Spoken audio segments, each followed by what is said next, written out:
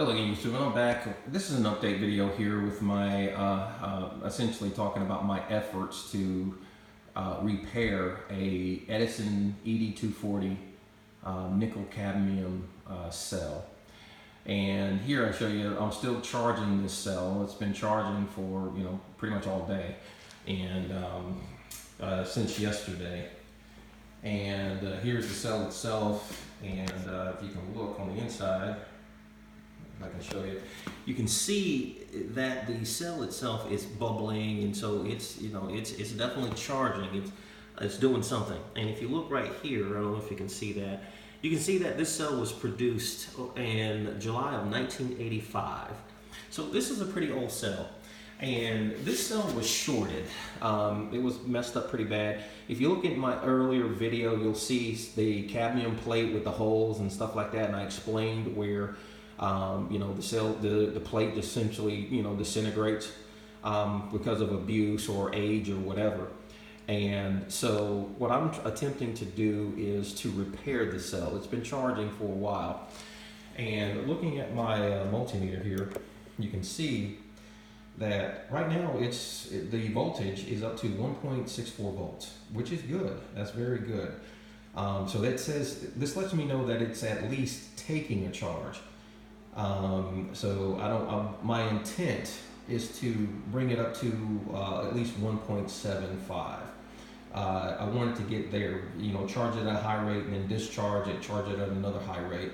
But right now, what I want to do is also bring it up to that high rate, and then I'm going to discharge it and to see if it will hold the charge and what amp hour capacity. Now, it's still too early to determine whether or not this battery or this cell is truly recoverable, but again, I'm giving it a shot.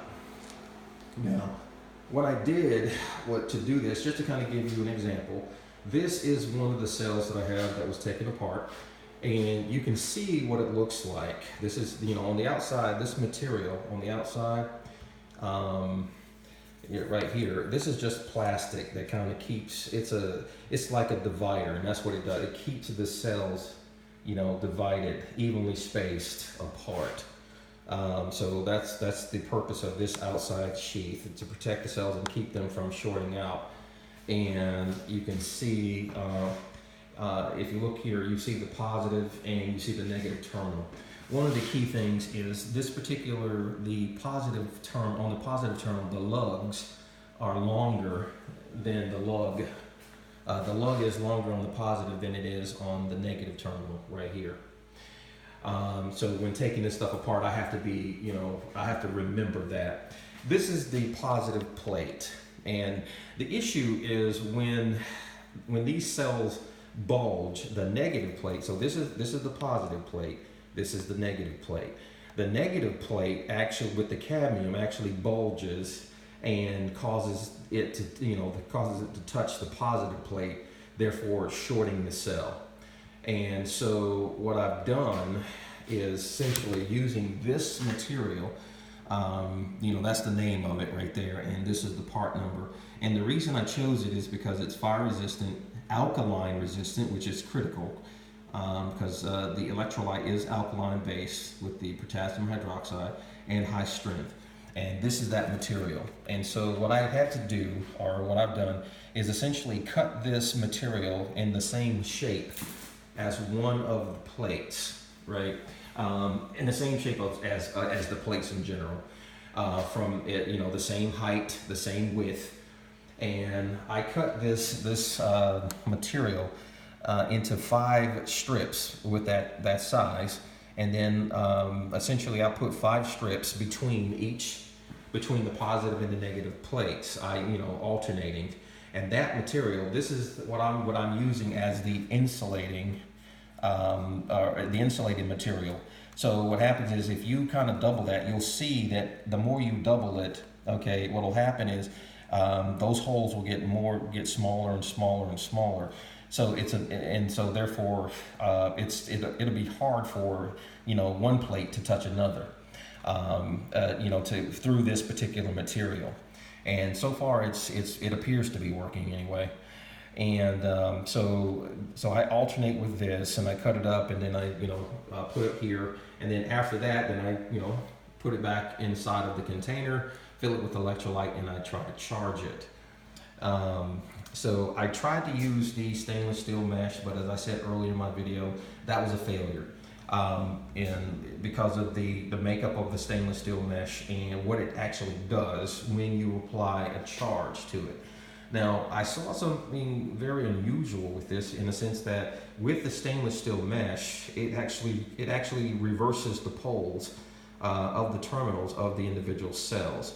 However, if you let it sit for a while, what happened was this particular cell, it actually bounced back. It was almost like this was causing an internal power drain in the battery. And once everything settled down, once I took the power off of the cell, then what happened is when I looked at the multimeter, it was at it settled at 1.2 volts. So that told me at that time that, well, if I remove the stainless steel and just leave the insulating mesh material here, make it thicker a little bit, and not only could I get another plate on to my cell, but also there was the slimmest possibility that it will take a charge and hold the charge. So, and that's where I am right now.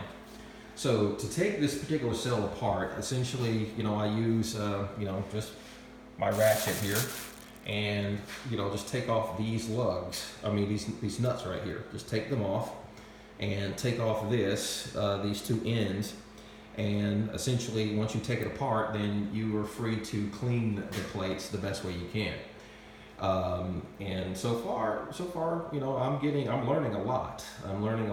Again, before touching all of this stuff, obviously you got to have the proper protective equipment, because cadmium is toxic. It is toxic, and you're messing with some nasty stuff. So you can look at this particular cell right here, and by looking at it, you would think most people would say, oh man, that's just bad, that thing's ready for the junk heap. However, I beg to differ. Okay, this is no different than rusty tools or something like that. With the right chemicals, you can clean this and bring it back to a nice operable condition. You don't throw stuff like this away because it can be cleaned and utilized. Now this is, believe it or not, this is actually in pretty good condition. It really is. This thing right here, the plates, there was a few plates in there that were literally falling apart. But if I can bring this back, if I can rejuvenate this, repair it, then I think we're in business. But in any case, hey, things are going the way they're going. So I'm still hoping for the best. Okay, take care, you two.